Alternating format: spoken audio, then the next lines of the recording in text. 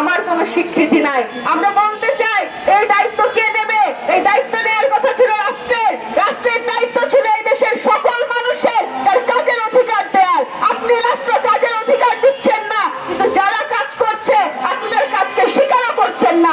আপনি এখানে কি করতে চান? তাহলে রাষ্ট্রের কাছে আমাদের প্রশ্ন।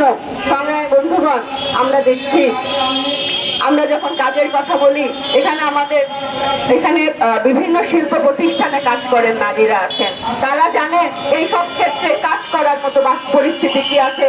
সকালে সেই 4টার সময় উঠে যখন রান্নার সিরিয়াল দেন, সেই সময় থেকে তার সংগ্রাম শুরু হয়।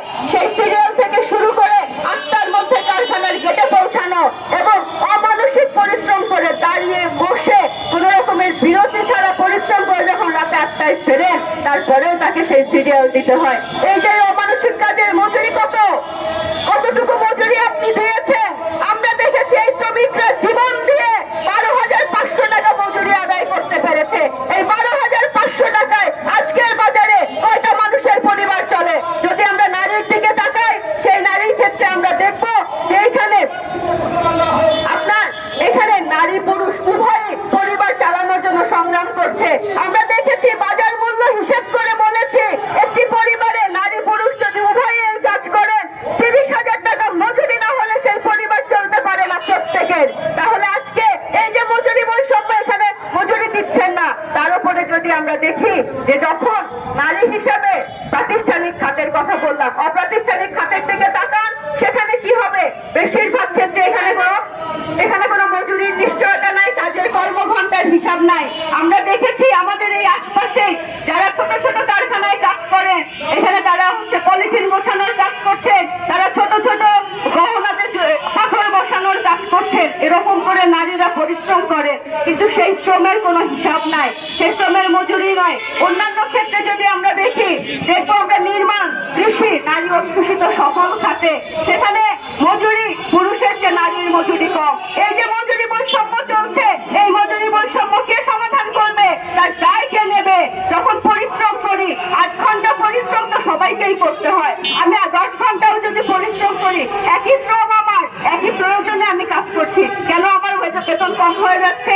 কেন আমার মজুরি কম হয়ে যাচ্ছে?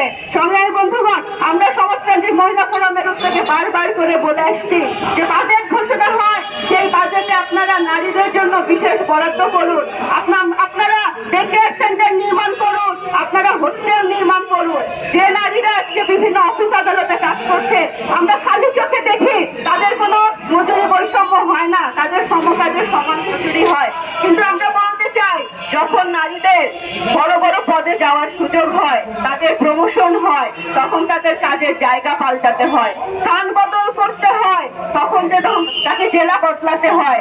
তখন কি স্বেচ্ছায় খুব কম নারী আছে যে পরিবার ছেড়ে তার সন্তান কোথায় থাকবে, তার থাকার জায়গা নিরাপদ কিনা, সেই বিবেচনায় তিনি প্রমোশন নেন না। তিনি সেই প্রমোশনকে প্রত্যাখ্যান করেন, যে বেতনে যেখানে কাজ করছি তা করেন। তাহলে রাষ্ট্র, আপনি যে নারীর পদ সুগম করছেন, কোথায় করছেন? আপনি যদি সবগুলো জায়গাতে ডে কেয়ার সেন্টার নির্মাণ করতেন, ওই মাকে চিন্তা করতে হতো না তার সন্তানকে কোথায় রেখে সে কাজে যাবে। আপনি যদি হোস্টেল নির্মাণ করতেন, ওই নারীকে চিন্তা করতে হতো না সে কোথায় নিরাপদে থেকে তার কর্মটা করবে। সংগ্রামী বন্ধুগণ, এরকম পরিস্থিতি আমরা দেখছি। খালি চোখে আমরা বলি দেশের নারীদের অবস্থান অনেক উপরে, নারীরা সব পাচ্ছে, যখন ব্যাখ্যা করতে যাই দেখবেন প্রত্যেকটি ক্ষেত্রে কি রকম বৈষম্য চলে আমাদের সাথে। সংগ্রামী বন্ধুগণ,